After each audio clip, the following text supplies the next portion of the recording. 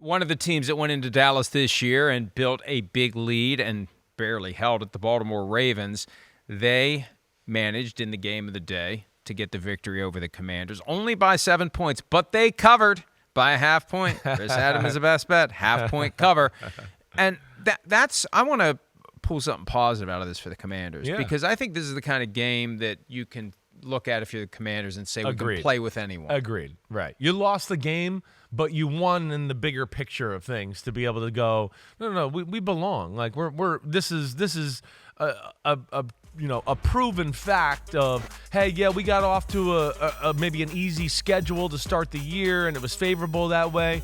But it's the Baltimore Ravens, and most people were talking about them being the best team in the game, and we went toe-to-toe with them, and there's definitely encouragement there from the Commanders. They're the best team in the NFC East right now. I don't know with that the Eagles have more talent. I get but you. They're not playing the Commanders as are the good as best Commanders. team. Yeah, they don't have the belief the way they're playing. But a lot like we talked about with Detroit, Baltimore's got a lot of the same aspects. I wouldn't be shocked if both of them saw each other in the Super Bowl. What do? They come out, they run the ball, and this was another week where I said this could be a Lamar 350 day because Washington's going to be so worried about stopping the run. But this guy right here just answers back time after time after time. Jaden Daniels, again, another phenomenal day in Week 6. Oh, incredible. And one of the reasons he didn't completely go off, I was asking Mark Andrews. There's Mark Andrews catching his first touchdown of the year, ties with Todd Heap, 41 receiving touchdowns, franchise record.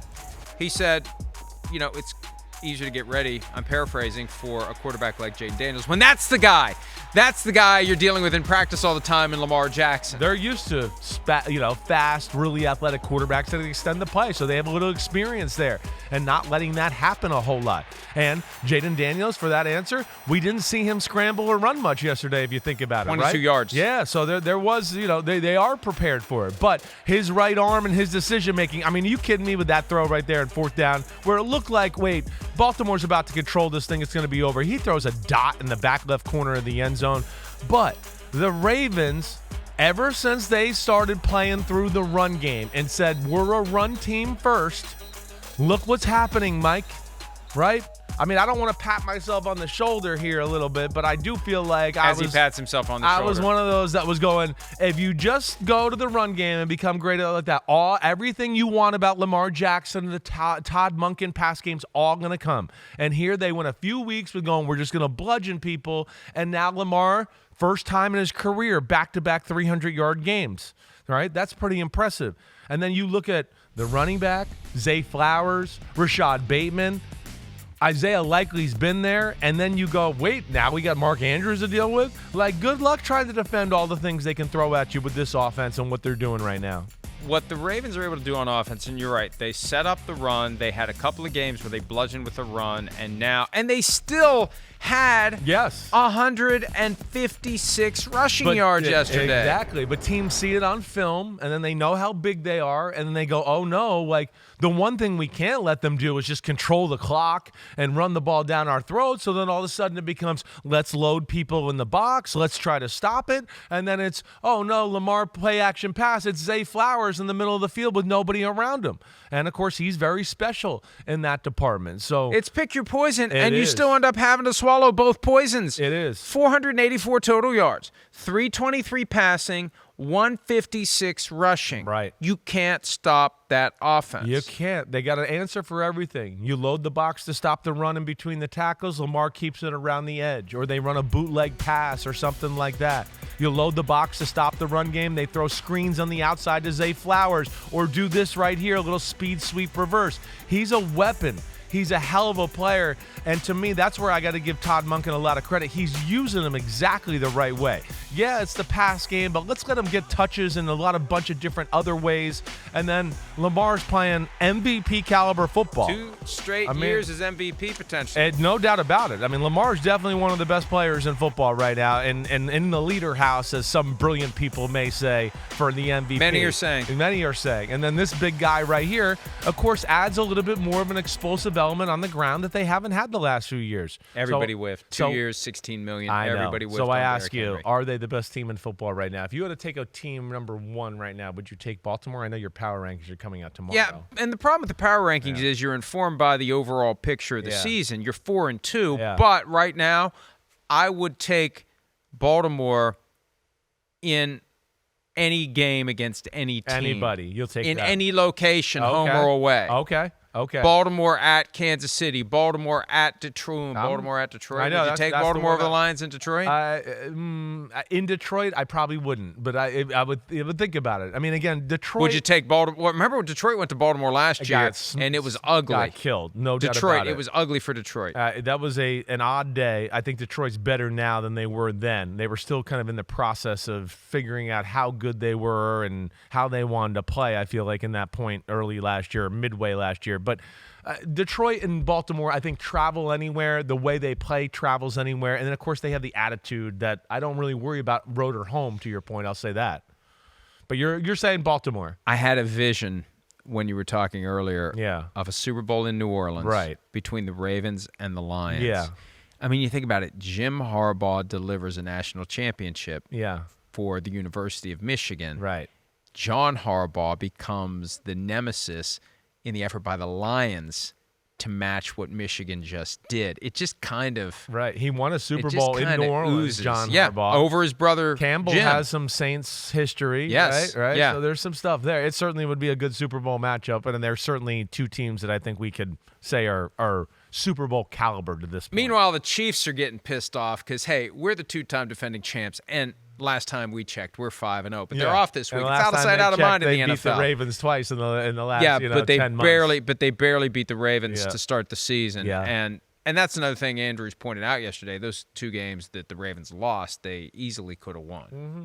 It's their own fault that they blew it against the Raiders, and they could have beaten the Chiefs that night. There's only one thing I worry about still with the Ravens a little bit, and it is their defense. Not that the defense is good. We know that, right? It's not about, like, is it good or how bad are they. I just think, are they dominant? I'm not sure. The back end, I don't think they're incredibly talented at the corner position. They got a lot of versatility and things they got back there, but I don't think it's the greatest group. And then I know you've heard me say this before too. They're really got a lot of really good football players up front and guys that can stop the run. There's not a lot of disruptors or playmakers. Really, Matabuke is the only guy you can look at to go, he's a guy that, F up the play, get back there, make something happen. Everybody else is kind of like, hey, he's stout, he's physical, he stops the run. But like we saw yesterday, in a game where, Washington couldn't run. Jaden Daniels had to drop back to pass a lot, but he was not under pressure a lot if you really think about it, as far as from that front. Just from them rushing the passer with their front four. And that's the one area I guess I worry about Detroit and Baltimore, oddly enough, and they're two of the best teams in football. Well, we saw it last weekend in Cincinnati. If your defense is going to not clamp down, you get yourself into a potential shootout, right? And then it comes down to a coin flip or a bad snap, which saved them against the Bengals. Right. Otherwise, they'd be 3-3 right now after yesterday's win, and it wouldn't be all that impressive. I know.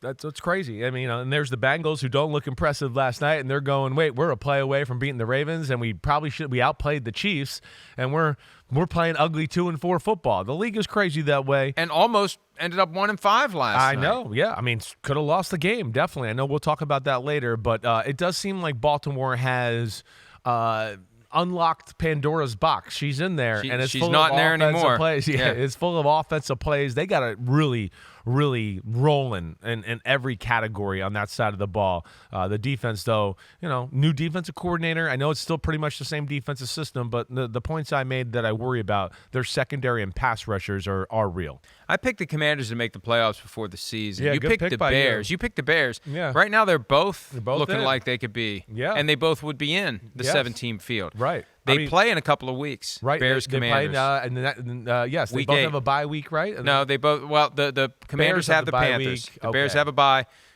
The Commanders play the Panthers. They have a bye which week. is essentially a bye. Sorry, David. Don't throw a drink on me. And then they get together at what used to be FedEx Field. I don't know what it's called now. Right. The field formerly known as FedEx. It'll is be where they good. play. I know we're going to talk about Caleb Williams in a minute and all that, but I mean, as far as two rookie quarterbacks playing at a high level and doing more stuff at the line of scrimmage than any other two rookie quarterbacks that I can ever remember this early in the season as well.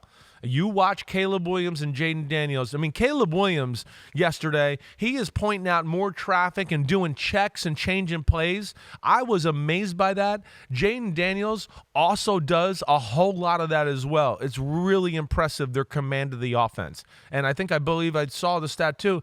They're the two teams that have run the most hurry-up offense as well with these two young quarterbacks. So it shows you what they are. It's a special thing we got going there. That'll be fun to watch. But, yeah, Washington in a losing effort made me feel good about them.